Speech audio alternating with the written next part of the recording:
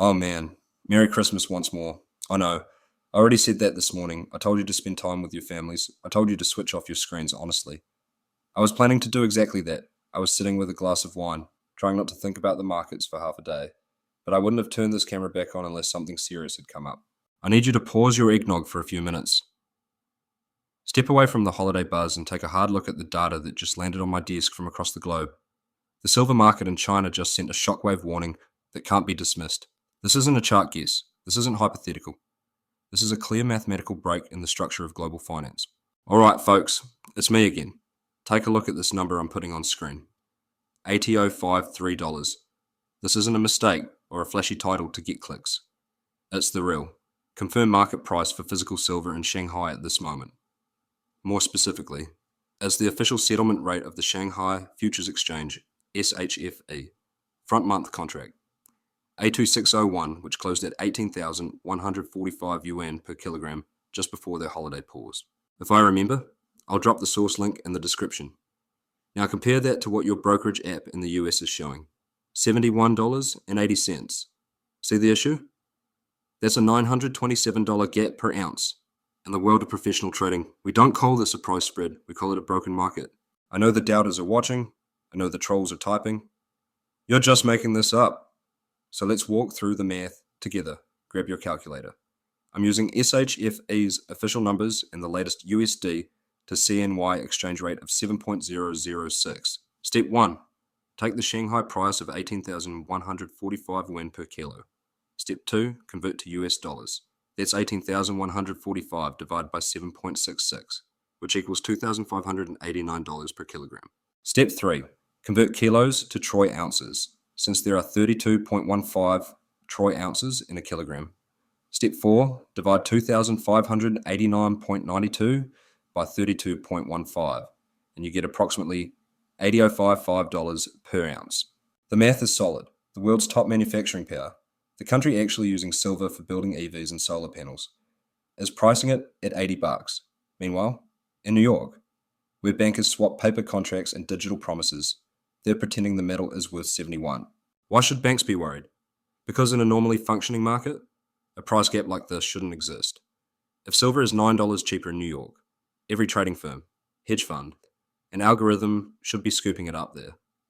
Flying it to Shanghai and locking in risk-free profits. That's what we call arbitrage. This arbitrage force is the gravity that normally keeps global prices aligned, under normal conditions. The spread might be 50 cents, maybe $1 during extreme volatility. But a $927 gap means gravity has shut off completely. It means the arbitrage system has failed. So the obvious question is, why aren't the banks closing this gap? Why aren't they buying cheap silver in New York? There's only one logical answer. They simply can't. They can't move the metal because the silver in New York either doesn't exist in deliverable form, or the entire logistics chain has collapsed under overwhelming demand from the east. What we are seeing now is a market where the paper price and the physical price are no longer connected. They have officially separated. And that is exactly why I interrupted your Christmas. Tomorrow morning, US markets reopen for what traders call Ghost Week, the ultra-low volume, illiquid days between Christmas and New Year's. You have near zero liquidity in New York, while a $9 price vacuum is pulling the market upward towards Shanghai. Nature hates a vacuum. That gap will close, and since China isn't cutting prices due to a shortage, New York has only one direction left: higher. We are staring straight at the potential for a massive gap up when the algorithms wake up and realize how badly mispriced the market is. And now I'll explain why this premium suddenly exploded. We're seeing reports from key industrial sectors in China, specifically solar and electric vehicles, panic hoarding silver regardless of price. So why is China willing to pay $9 above global spot? Why aren't they waiting for a pullback? Why are they buying aggressively at record highs? If this were a speculative bubble, like meme stocks or crypto, the buyers would be retail traders chasing charts. But that's not what the data shows. The volume on the Shanghai Futures Exchange is not coming from retail traders. It's coming from commercial hedging accounts. The biggest buyer of silver in China right now isn't a hedge fund or a bank. It's the factory floor. What we're witnessing is an industrial bank run, and unlike a financial bank run, where people just want their cash back, an industrial run is existential. If you don't get your metal, your factory shuts down, your workers go home, and your company fails. That's why they're paying $80, because the alternative is zero production. Now let's examine the first major driver, one everyone talks about but very few grasp the scale of: solar photovoltaics. China controls more than 80% of the global solar panel manufacturing supply chain for years. Western analysts claimed silver demand wouldn't be an issue. They said solar companies would thrift silver away, replace it with copper, or reduce silver paste usage. That story is now dead. A recent report from the China Photovoltaic Industry Association, released just before the holiday, confirms that despite elevated silver prices, silver consumption per watt has stopped declining. They've now slammed into what I call the thrifting wall. You simply cannot cut silver content any further without degrading panel performance. And here's the real turning point: TOPCon technology. The industry is rapidly transitioning away from legacy PERC cells toward new TOPCon and HJT architectures. These next generation, high efficiency panels don't use less silver, they use 50 to 80% more than previous designs. So at the exact moment global mine supply is stagnating, China's solar industry has reached a brutal realization: silver demand per unit is rising, not falling. Verified reports out of Jiangsu province, the core of China's solar manufacturing base, show factories skipping traditional supply channels entirely. They're not waiting on refiners anymore. Instead, they are going straight to the Shanghai exchange and taking delivery of 15-kilogram bars. They are melting down investment-grade silver and converting it directly into industrial paste. This isn't optimization. This is desperation. This is an industry looking ahead to 2026 and seeing scarcity, so they're consuming every last ounce while they still can. Now, if solar were the only pressure point, the market might absorb it, but the real panic, the reason the premium detonated to $9 this week, is coming from electric vehicles. We need to talk about the Samsung shock.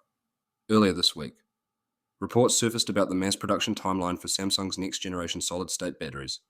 And these batteries change everything: a 600-mile driving range, a 9-minute charge time. But the anode isn't graphite, it's a silver-carbon composite, and that specification is catastrophic for supply. A conventional EV uses roughly 20 to 50 grams of silver for contacts and circuitry. A solid-state EV can require up to 1 full kilogram, 1,000 grams, of silver. That's a 20 to 50-fold increase per vehicle. Now connect this to China. China is the largest EV producer on Earth. BYD, KTL, NIO. Do you honestly think they'll allow Samsung to monopolize next-generation battery technology? Of course not. We're already seeing massive block purchases of silver originating from Shenzhen and Ningde, where CATL is headquartered. These companies aren't producing solid-state batteries yet. They are stockpiling strategically. They understand that if they plan to manufacture millions of these vehicles by 2027, they must secure the silver today. They're treating silver exactly the way lithium was treated in 2021, acquiring future supply before it even leaves the ground. When BYD buys silver, it's not 5,000 ounces, it's 5 million ounces. And price doesn't matter. They're price inelastic: $70, $80, irrelevant. What matters is locking down the supply chain and suffocating competitors. So now we have two forces colliding: solar sector panic and EV sector hoarding, and the impact shows up immediately in inventory levels. Take a look at Shanghai Futures Exchange warehouse stocks back in 2021. Those warehouses held over 3,000 metric tons of silver as of December 23rd. Today, they're below 800 tons, and the drawdown is accelerating. What we're seeing now is roughly a 75% drawdown in visible silver inventories, but the situation is far worse beneath the surface. The registered warrants, the metal actually available for immediate delivery, are even lower. In practical terms, they are nearly gone. And this is exactly why we're seeing backwardation. Backwardation is just a technical term that means I'm willing to pay more for metal today than for metal next month. Under normal circumstances, futures trade higher to account for storage and financing. But right now, in China, spot silver is trading well above futures. Factories are effectively shouting, "Do not promise me metal in February. I don't trust that. Give me the metal now." This backwardation is the pulse of a squeeze. It's the market's way of signaling that there is a genuine physical shortage at current price levels. Now shift your attention back to the West. Look at the COMEX. Traders in New York are studying charts. They're watching the dollar index. They're drawing Fibonacci levels. They have no clue what's happening on factory floors in Jiangsu. They believe silver is just another currency. China understands that silver is a strategic industrial and technology metal. The West is dumping paper silver at $71 because they think it's overpriced. The East is buying physical silver at $80 because they understand that's cheap compared to shutting down a gigafactory. This is the great wealth transfer. Every ounce sold on the COMEX at $71 is being absorbed, refined, and shipped east into Chinese warehouses where it may never reappear. So what happens when Ghost Week begins tomorrow morning? You're looking at a New York market with virtually no liquidity. Bankers are on vacation. Inventory is thin. Asahi has already lost 1.4 million ounces. There's a $9 price gap with Shanghai. And now you know who's on the other side of those trades. It's not speculators. It's BYD. It's the solar giants, and they're not stopping just because it's Christmas. Their production lines operate 24 hours a day. If a Chinese industrial buyer decides to hedge January output tomorrow morning, they'll hit the COMEX buy button, and with an empty order book. The price won't move gradually. It will leap from 72 to 75 to 78 in seconds. The arbitrage gap will be closed by force. This spike in China isn't a glitch. It's the sound of the industrial supply chain snapping. The factories have already run the numbers. They know there isn't enough silver to satisfy solar, EV, artificial intelligence, and investment demand all at once. So they've entered a real-world game of musical chairs. And China is taking every chair available. And there's still one massive unanswered question. It's the question every professional trader is asking right now. If there's $9 of profit available on every ounce of silver, why isn't anyone arbitraging it? Think about Wall Street for a moment. These are the fastest, smartest, most aggressive institutions on earth. They run supercomputers built to capture fractions of a penny in microseconds. If institutions see an asset trading at $71 in New York and $80 in Shanghai, their natural instinct is to close that gap. They should be buying every available bar from COMEX vaults, chartering cargo planes out of JFK, and shipping silver into Shanghai until prices converge. It's textbook arbitrage. It's essentially free money, a trade with no risk. So why is the gap expanding instead of shrinking? Why did it grow from $2 to $5, and now to $9? The answer is disturbingly simple. They can't move the metal. What we are witnessing is a systemic failure in the physical logistics of the silver market. The arbitrage engine, the mechanism that keeps global prices aligned, has stalled because it's run out of fuel. Paper contracts can be traded in milliseconds. Physical silver cannot. You have to locate the bar, transport it, insure it, and physically fly it halfway around the world. And right now, that entire supply chain is broken. We've spoken with sources in the logistics sector, and specifically those handling secure air freight out of London and New York. They're describing a full-scale blockage. Planes are still flying, the metal just isn't reaching the loading docks. Bullion banks are scrambling to source silver to execute these arbitrage trades. They're calling vault operators, they're calling refiners, and for the first time in decades, they're being placed on waiting lists. Refiners are telling them they're fully booked for 6 weeks. Vaults are saying they need 48 hours just to locate a specific bar serial number. Think about that. In a modern, digitized vaulting system, every bar should be traceable instantly. When a vault says they need time to find your metal, it signals one of two things. Either the metal isn't where it's supposed to be, or worse, it's been rehypothecated, possibly promised to multiple parties, and they're scrambling to replace it before anyone notices. That leads us directly to the smoking gun, the hard evidence that Western vaults are being drained of their last deliverable ounces, while the public was distracted by holiday shopping. COMEX released its inventory report for December 23rd. This was the final official data point before the Christmas break, and its implications are critical in a single trading day. The Asahi refining vault in New York lost over 1.4 million ounces from its registered inventory. Let me emphasize that 1.4 million ounces gone in 24 hours. And to understand why this matters, you need to know the difference between eligible and registered silver. Eligible metal is simply stored. It may belong to private holders or institutions and isn't necessarily available for sale. Registered silver, on the other hand, is the lifeblood of the exchange. It's the metal that can actually be delivered to settle contracts. That's the silver that's fully verified and ready for immediate delivery, the metal used to settle futures contracts. It's the real, for-sale inventory that powers the entire market. So when you witness 1.4 million ounces leaving the registered stockpile at Asahi, plus another 600,000 ounces exiting JP Morgan's vault, and an additional 200,000 ounces vanishing from the C&T vault, all in one day, you're not seeing random movement. You're watching a bank run in real time. You're seeing the smart money evacuating. These entities, and we strongly suspect they're tied to the same Asian industrial buyers mentioned earlier, aren't speculating with paper. They're not hedging. They're taking physical ownership. They're backing up trucks at the docks in New York, loading up 1.4 million ounces of actual silver bars, and driving off. This is why the arbitrage spread isn't closing. The very inventory that banks would normally use to arbitrage, buy cheap in New York, sell high in Shanghai, is already being taken by China. It's a paradox in motion. The very demand that's pushing prices to $80 in Shanghai is simultaneously draining the vaults in New York, leaving no metal behind to execute the trade that would balance prices. It's a vicious feedback loop for COMEX. The higher the premium rises in the east, the faster silver vanishes from the west, and the more metal exits. The less liquidity there is to stabilize prices. With each drop in available inventory, the price disconnect grows larger. We're also hearing whispers, and I want to emphasize these are currently unverified, from floor traders in London that the LBMA, London Bullion Market Association, is experiencing significant administrative delays in handling large physical allocations. Typically, if you request physical delivery from an unallocated account, it's fulfilled within a few days. But now, we're hearing delays stretching into multiple weeks. And if London's metal is drying up, then the clock has run out. London is the final safety net, the last major vault, if its float is gone. COMEX becomes an island, a paper market trading derivatives of metal that no longer exists. This is exactly what makes the upcoming Ghost Week so dangerous. New York's market has been hollowed out. Registered silver is at historic lows. The actual physical float, the metal truly available, is razor thin. And tomorrow morning, the algorithms come back online. There's a $9 incentive for anyone holding physical metal to sell it into Shanghai, but there's nothing left to ship. So what happens when you can't move the metal to close the spread? There's only one option left: the price must move. New York's paper silver price has no choice but to rise and match reality. It cannot linger at $71 when the physical market is transacting at $80. The numbers make it unavoidable. The banks are cornered. They're heavily short paper contracts in New York, but they've lost command of the physical supply.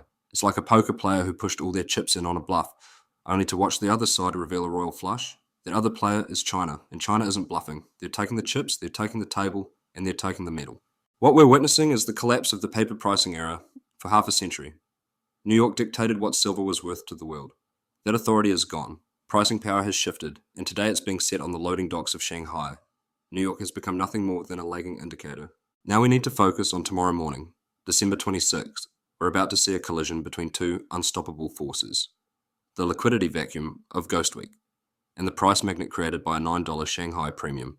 Normally, when forces like these collide, you get volatility. This time, with the physical bridge already broken, the outcome could be far more dangerous: a super gap. Let me lay out the battlefield. Tomorrow morning, roughly 90% of senior traders at institutions like JP Morgan, Goldman Sachs, and HSBC are on holiday. They're in Aspen, they're in the Hamptons, their desks are being handled by skeleton crews, junior staff, and automated maintenance algorithms. The result is a paper-thin order book. On a normal trading day, you might see 500 contracts offered at $71.50. Tomorrow, you might see 50. That's the liquidity vacuum. In that environment, it takes very little capital to move prices dramatically. Now into the high-frequency trading algorithms. These systems don't know it's Christmas. They don't know the Asahi vault is empty. They only understand math, and the math in front of them is screaming. Asset A, Shanghai, $80. Asset B, New York, $71.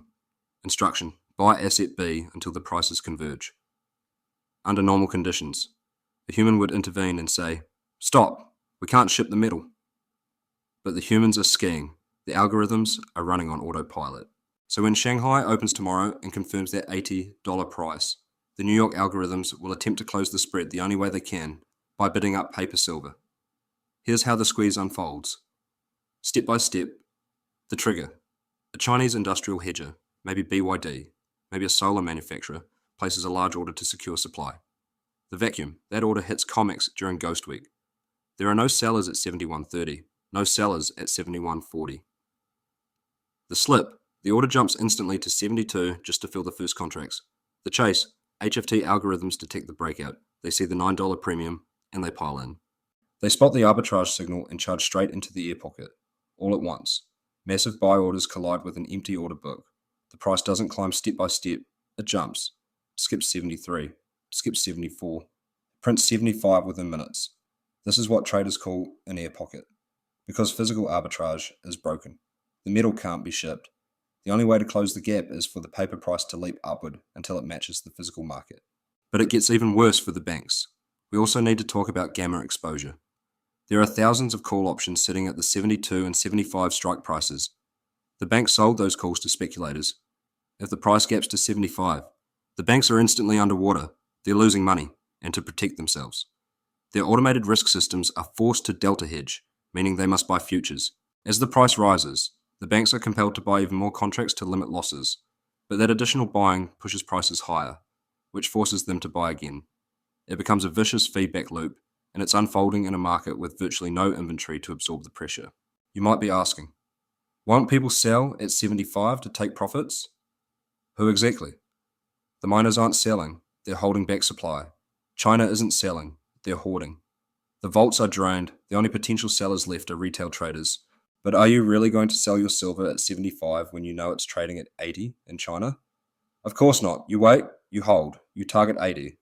So the sellers disappear, buyers panic, and the algorithms end up chasing a ghost. So here's what you need to watch for tomorrow morning. December 26th. Ignore the headlines. Watch the spread. If New York opens flat around 71, it's a trap. The explosion is simply postponed until liquidity returns in early January. But if New York opens at 73 or higher, the squeeze is already underway. If the price breaks 72.50 within the first hour, the air pocket is active. We could easily see 78 before the lunch break. The market is sending a clear message. The discount window is shutting. $71 is fiction. $80 is reality. And that fiction is about to be corrected violently. Let's assume the squeeze plays out. Let's assume the ghost week gap closes and New York reopens at 80. The skeptics will say, that's it, the bubble's over, sell and walk away. They're wrong. They don't understand what's happening. 80 isn't the top, it's the new base. What we're seeing right now, this violent separation between East and West, isn't just a trade. This marks the end of an era, the end of the Western discount, for 50 years. New York and London dictated the price of silver, using paper contracts to keep it convenient for Western banks. But with Shanghai now trading near $80, that chapter has officially closed, pricing power has shifted east, and China isn't trying to manage prices anymore. They're trying to secure the metal. Once New York finally capitulates and aligns with the $80 level, the suppression mechanism collapses permanently. To understand why silver doesn't stop at 80, you have to understand the mindset of a modern CEO. For the past 3 decades, global industry operated on a just-in-time model. If you were Samsung, Tesla, or a solar manufacturer, you didn't stockpile silver. You trusted the market, you trusted that a purchase on Tuesday meant delivery on Wednesday. But what happens when the premium blows out to $9? What happens when vaults are empty? Trust vanishes. The system shifts from just-in-time to just-in-case. And every industrial executive staring at this $9 gap is thinking the same thing. If I don't secure 6 months of supply right now, I might not get it later. That mindset triggers a hoarding supercycle. At that point, the price almost doesn't matter. If you're building a $50,000 electric vehicle and it requires $80 worth of silver, you pay it. If silver rises to $150 and the silver content costs $150, does demand collapse? No, you've only added $70 to a $50,000 product. It's negligible to the final price, but essential to functionality. Silver is price inelastic, and in an inelastic market, when confidence breaks, prices don't double, they add a zero. Now let's talk about the banks, the architects of the paper market. Their entire system rested on one assumption. If you buy a futures contract, we can deliver the metal. The $80 Shanghai price exposes that bluff. If banks attempt to short silver at 80 to suppress price, arbitrage algorithms will simply buy the paper, demand delivery, and ship the metal to China. The banks lose physical inventory immediately. Suppression becomes impossible. That means the cap is gone. The artificial ceilings that held silver below $30, then below $50, have been blown apart. We are entering a phase of pure price discovery, and in true price discovery, prices must rise high enough to achieve one of only 2 outcomes: destroy demand, make silver too expensive for industrial use, or create supply, make new mines economically viable. So let's start running the numbers to see what it actually takes to destroy demand. Solar and advanced technology industries need silver. They can't substitute it. That makes demand extremely sticky. On the supply side, it takes close to a decade to permit, finance, and build a new mine, even if silver were to spike to $200 tomorrow. No meaningful new supply would hit the market before 2035. That means for the next 10 years. Price has to do all the work. $80 is just the alarm bell. Somewhere between $125 and $150 is the level required to rebalance the deficit. So here's my outlook for the new reality in 2026. The fractured market is going to collapse into a single, unified bull market right now. We effectively have 2 prices, 71 and 80. By January, there will be only one price, 80 and higher, once that convergence happens. Western capital, pension funds, institutions, retail stackers will finally accept that the shortage is real. They've been frozen on the sidelines, afraid of a coordinated bank smackdown, but once they see banks have lost control, once 80 holds as support, capital will rush in. You already have industrial panic forming the base, a logistics breakdown, a mechanical squeeze, and then investment FOMO acting as rocket fuel. That combination sets the stage for a move that makes 1980 look like a rehearsal. But there is a real risk here, not a price crash, but a psychological trap. When silver hits 80, your instincts will scream, "This is too high, sell, lock in profits." That reaction is conditioning. You've been trained to think 30 is expensive and 50 is the ceiling. That mental framework has to be torn down. In a world where the dollar is deteriorating and China is paying $80 for strategic metal, 80 isn't expensive, 80 is cheap, 80 is the new 20. Selling at 80 means trading a scarce, strategic asset for a depreciating paper currency precisely as the asset is about to go vertical. It's like giving up your seat on a lifeboat just as the ship starts going under. The squeeze will happen, the gap will close, the price will reset. That part is inevitable. The real question isn't whether it happens, it's how you survive it. How do you operate in a market that swings $5 in a single day? How do you avoid getting shaken out by volatility? How do you protect your position when dealers run out of inventory? I'm going to lay out 3 specific strategies for retail investors to maximize the opportunity without getting destroyed by the chaos. The easy money is already behind us. What comes next is the hard money, volatile money. When silver was dull at 25, holding was easy. You bought it and forgot about it. But when silver starts whipping between 72 and 80 in a single week, when your portfolio swings by tens of thousands of dollars in an hour, that's when mistakes are made. That's when weak hands get shaken out. That's when the banks make one last attempt to rip your position away before the real move toward triple digits begins. Right now, your greatest enemy isn't the market, it's your own mind. Your thinking is anchored for years. You were trained to believe $30 was expensive and $50 was the ultimate top. So if silver gaps up to 80 next week, your instincts will scream, "Sell it, take the profit. This is a bubble." That voice must be silenced. You need to understand something critical. The dollar price is a lie.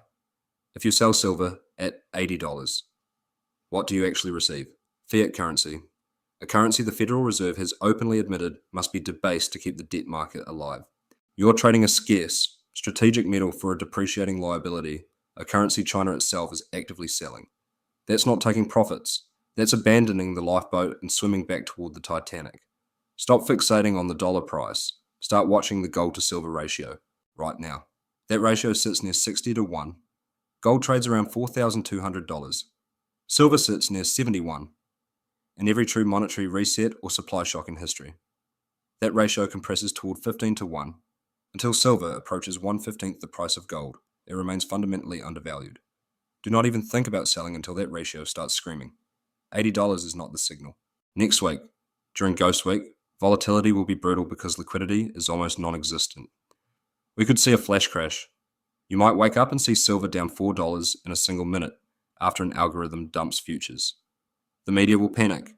Silver collapses, bubble bursts. Your phone will flash red. Ignore it. Remember the Shanghai price, remember the industrial buying frenzy.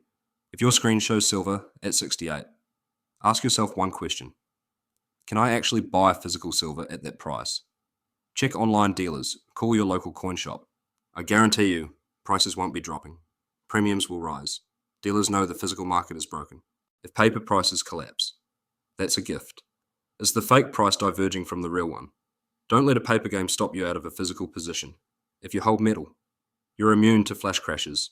You own ounces, not promises. If you hold miners or ETFs, hold with conviction. Paper prices will eventually reconnect with physical reality, $80 and beyond. This is the most practical advice I can give. We're rapidly approaching the point of unobtainium as the arbitrage gap widens. Metal is flowing faster from west to east. We're already hearing reports that major US dealers are running low on 100-ounce bars and sovereign coins, eagles, maples. There is a very real scenario where, by January 2026, the buy button vanishes. You'll visit dealer websites only to find everything marked as out of stock or listed as pre-order, with estimated shipping delays of 6 to 8 weeks. When that moment arrives, the spot price flashing on your screen becomes meaningless. It won't matter whether silver is listed at $80 or $100 if you can't get your hands on any. So here's the strategy. If you've got capital sitting idle that you've been planning to move into silver, the time to act is now. Don't gamble on catching a dip next week. Don't try to save 50 cents. Lock in your ounces while they're still available for immediate shipping. Because once Ghost Week triggers a surge and the news cycle catches up with the Shanghai $80 price, retail demand will clean out what's left, likely within 48 hours. Let me close this series with a bigger reflection on why we're having this conversation. It's not just about profit. We are living through a historic turning point for the past half century. The Western financial machine has relied on paper instruments to manipulate the prices of real, tangible assets. They kept silver artificially low to support their industries and prop up their currencies. But now, the East, led by China, India, Russia, and the BRICS nations, has called their bluff. They're withdrawing metal from the vaults. They're demanding real, physical delivery. And in doing so, they are dragging the world back toward a financial system anchored in reality. Not derivatives, not promises, but physical value.